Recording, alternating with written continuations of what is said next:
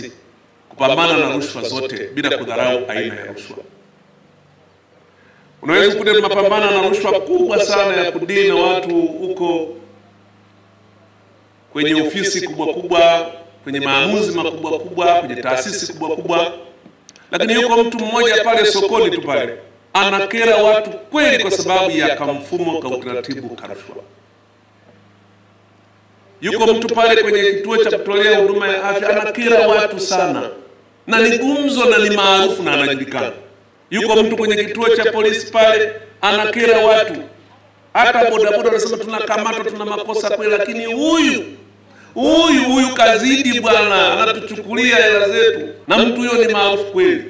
Yuko mtu atakuwa kwenye ofisi ya serikali, ya mkuu wa wilaya pale, ya mkuu wa mkoa, wakitaka kuja huko anawadakia huko, wanataka mpaka mambo fulani yafanyike ndio watu wafike kwa kiongozi kutoa kero zao.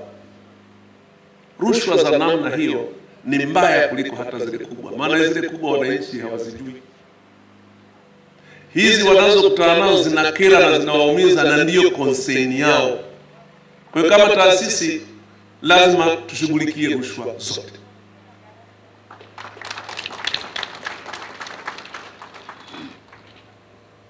Yuko mtu mmoja kazi yake yeye ni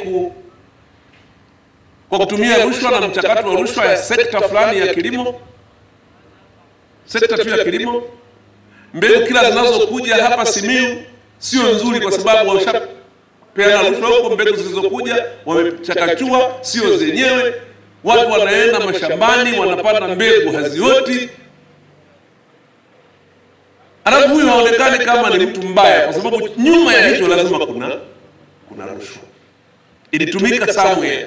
Katika mwaka wa fedha wa 2022-2023, taasisi ya kuzuia na kupambana na rushwa ilitengewa kiasi cha fedha shilingi bilioni 2 kwa ajili ya ujenzi wa miradi ya maendeleo. Aidha, kati ya fedha hizo kiasi cha shilingi milioni 481,860,000 kilitengwa kutumika kwa ajili ya ujenzi wa jengo la TAKUKURU mkoa wa Simiyu. Kukamilika kwa ujenzi wa jengo hili kumeendana na kuboresha mazingira ya utendaji kazi wa TAKUKURU, ambapo kwa sasa kuna vitendea kazi vya kutosha ikiwemo vyombo vya samani za kutosha, jambo ambalo tunaamini litaongeza ari katika utendaji kazi. Na hiyo changamoto kidogo, lakini kweli wanafanya kazi vizuri sana.